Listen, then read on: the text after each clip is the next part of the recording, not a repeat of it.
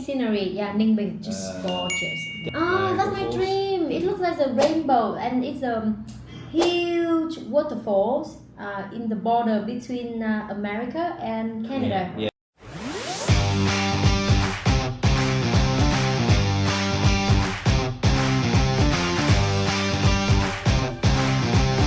Hello. To all my lovely students, have a jolly A jolly good day. have a jolly good day. That's how English people say. Means like have a good day to you guys. Again, today I'm here with teacher Jeremy from From the UK. Whereabouts in the UK? From the Midlands, so Hereford. Hereford. Yeah, very beautiful and green space everywhere, right? Yeah, it's on the border for England and Wales. But it's the down south or further north? In the middle? It would be classed as south, but it's more in the middle. How far from you to Reading? Maybe, Quite close, I guess 2 hours. 2 hours. 2 hours by car. So he's near to the south, so that's why he Yeah. has a very nice British accent. Okay, so today we talk about Beautiful views. beautiful views. This is a very common topic in IELTS speaking part 1, and now for the final quarter they ask you guys about beautiful views. Quite interesting, right? So I will ask Jeremy as usual on the spot. You guys listen carefully and write down his sample answer and give your own answer at the end of the video clip. Alright, so let's Get the ball rolling. yeah, okay. Number 1, where can you enjoy beautiful views in where you live? Actually, I'm not really. Beautiful views don't really interest me massively. I prefer the sound. So the sound of birds singing or the sound of water, because I find it more relaxing. Obviously, views are important. You don't want to just look to a dead space, right? But I guess the view is countryside. You know, being from Hereford, from the countryside, then I guess maybe you know, now I'm not there, then I realise what I don't have. Like you said, you don't realise what you've got until you've lost it. So now looking back, I was very lucky to be brought up there with a lot of beautiful views, a lot of running water, clean air, birds singing continuously from morning till night. Wow, that's great. That sounds very peaceful, right? But where you live now in Hanoi, you can enjoy beautiful views a lot as well, right? Because the area you live now is on Ba Chiu area, right? Yeah, I mean there is like Wan Kim. Yeah, and obviously then after that, I guess you would have to travel. You know, outside of Hanoi, or at least on the outskirts, right? Because then it's. But you have the beautiful views of the lake, Wan Kim Yeah, Lake. that's what I mean. Wan Kim is fine, the beautiful Like view of the beautiful lake, views, and that. But after that, Very poetic. maybe West Lake as well. West so, Lake, you know, from yeah. different angles. What is nice in Hanoi is the sun setting. You know, if you're in a Now rooftop. sunset in Saigon is better. Believe me, sunset in Saigon is gorgeous. But yeah. But if you catch it here, like in a coffee shop or somewhere like that, then yeah, the view is nice. Take some nice pictures or videos or whatever. And take a sip of the coffee. I'm just waiting for it to. No, I say I'll take a sip of the okay. coffee when you enjoy sunset. That's what I mean. Okay. Yeah. Number 2. So what's the best view that you have ever enjoyed? So many views that you have had. For me, because my pastime is fishing, so fishing. yeah, the view just of an old like estate lake or that's full of history. Yeah, it's just beautiful with the trees. Obviously, some of them will have a old boathouse. Yeah, and maybe in the distance a cottage or a castle or something like that. Very common in the UK. But apart from that, just in places I've travelled, then I would most probably say actually Ninh Bình is one. Wow, breathtaking scenery. Yeah, Ninh Bình, just gorgeous. Definitely here. In Canada, where I used to work and live. Whereabouts in Canada? Niagara Falls. What? Niagara. Oh, that's my Falls. dream. It looks like a rainbow, and it's a huge waterfalls in the border between America and Canada. Yeah. That So country. Canada is the ones on one side, and then the US is on the other side. But actually, Gorgeous.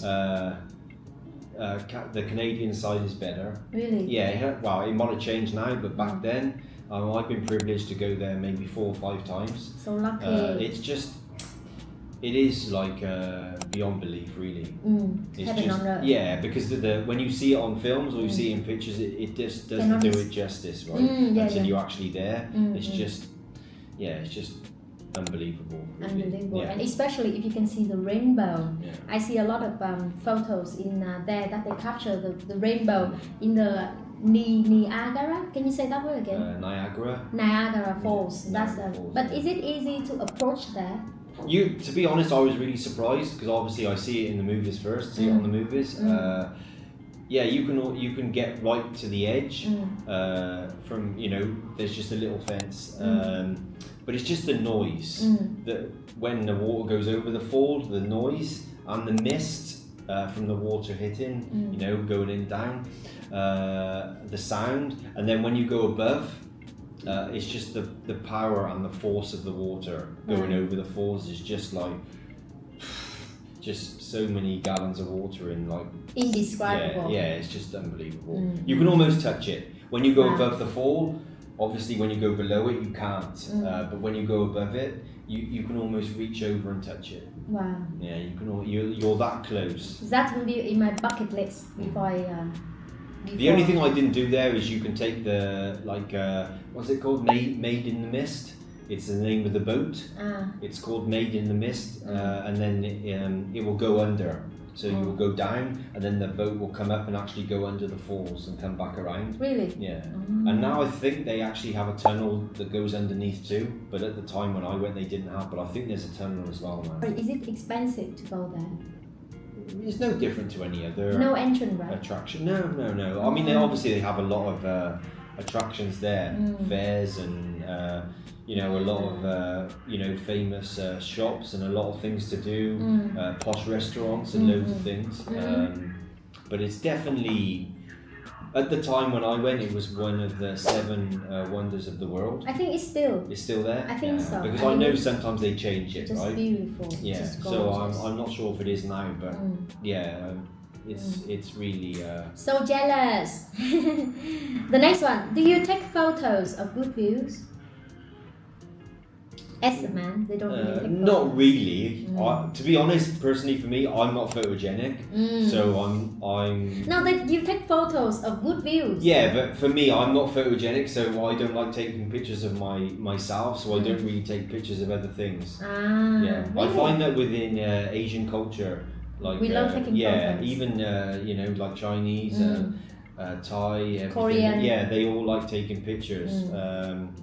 Because we believe we take photos as a ticket to a moment, otherwise gone. That's it. And if you want, sometimes those moments they just come and go very quick. So if you haven't got your phone on hand or your camera or whatever you're using, you miss it, right? And maybe we're a bit slow on the uptake there because we don't take advantage of that. What is slow on the uptake? It just means that you're not thinking of what might happen. You're not predicting something. You just wait for it to happen, but then, like you said, it's too late. Yeah, precisely. Number 4, do you book rooms that have good views when you go traveling? If I had the chance, I would go for the. For sure. Not because, like I said, not that I'm into the view, but I don't want to look at a dead space either. Precisely. So everyone wants to open their curtains and maybe go on the balcony in the morning and look over, over a lake or with a mountain view or a forest or some landscape or something. You prefer the beach view or the mountain view? Beach. Because I said water, right? I just love water. Not necessarily looking at water, but just the sound of the waves crashing is I like for me. Just so calming. Yeah, it's very relaxing and just calming and chilling. I wish that you could buy a villa soon, opposite with a sea view. Then we can enjoy our life. Right. That's all for 4 questions about beautiful views, but to help you to describe views better, we provide you some collocation with describing views. So in here, actually, we take from the book Collocation, collocation book, intermediate. I teach you to describe different ways to say view. And the first one is uninterrupted views. It means nothing blocks the view of something. Yeah, so it just, the view is clear. There's Very no clear. like, anything that's going to interrupt the view or anything like that. Yeah, it's very clear. Yeah. Would you mind reading the example here from? From most rooms, there are uninterrupted views of the castle. So very nice one, right? The next one is panoramic view. What is that? Like views over A wide space. very wide, like wide space over in countryside. Yeah. It's one. If you use iPhone, we have the panorama.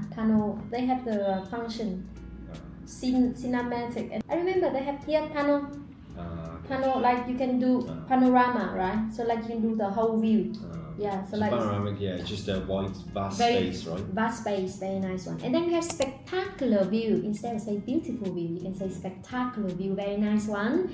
And then we have stunning view. Stunning view. What is stunning view, Jeremy?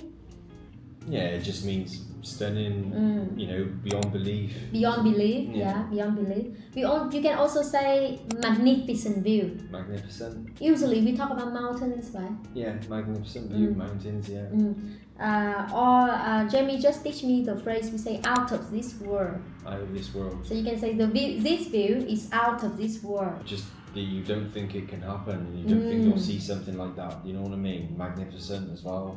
Beautiful, gorgeous, stunning, captivating, inspiring view. Jamie also said inspiring view. What kind of view could be you describe for inspiring view? Maybe it's a view that inspires you to do something, inspire you to paint.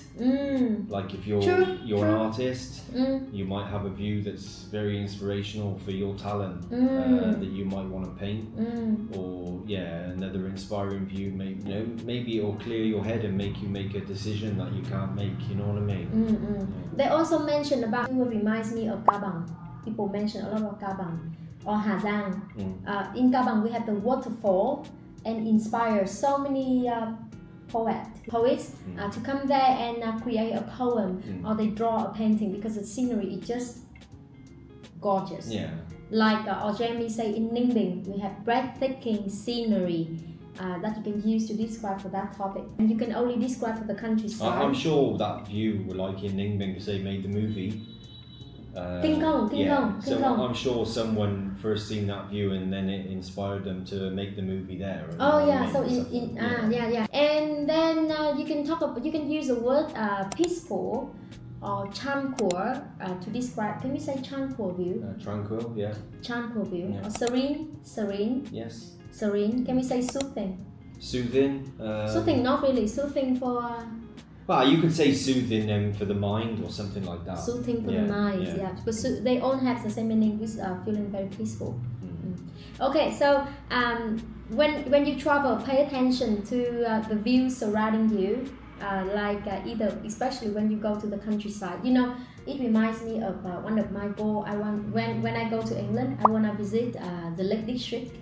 People say the must-see destination because of the stunning view, stunning landscape. I've never been to the Lake District. You've never been? No, I've never been, but I've seen pictures. And to be honest, it would most probably be because, like you said, it's a lot of lakes joined together. And uninterrupted views. And panoramic, right? Panoramic views. Because it's very vast and flat and a lot of space. Stonehenge, you been?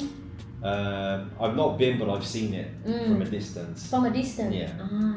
I just couldn't believe how it would be in real life. Then there's a good two verbs that you can use to describe the view. You can say enjoy the view or admire the view. And then you can say it would be an eye-opening experience for you. Like Jamie just mentioned, it's beyond my belief. Just too stunning. So that's all for the view today. Hopefully with our suggestion, with all the sufficient lexical resource. It will help you to nail your IELTS speaking questions and speaking tests, especially for the beautiful views. We use that every day, so it's not like a rocket science, right? It's just too easy to use. Make sure you will leave a comment with your own answer, and as always, give us a thumbs up and subscribe our channel and spread the good vibe to everyone. Let us know, is there anything else we can help you and support you on your IELTS journey and in learning English in general. Best of luck with much love. Bye. Okay, bye. So they ask like, where can you enjoy beautiful views in where you live? What's the best view that you have ever enjoyed? Do you take photos of good views? Do you book rooms that have good views when you go traveling? And then after that, basically about beautiful views. And then after that we can do, I have this about different way to say views. I didn't really use writing utensils, so if I do, I will use a pen. I don't think I've used a pencil in years. Right. And when was the last time you bought a pen or pencil? A pencil. I probably bought a pen shortly before coming to Vietnam, so like 6 weeks ago.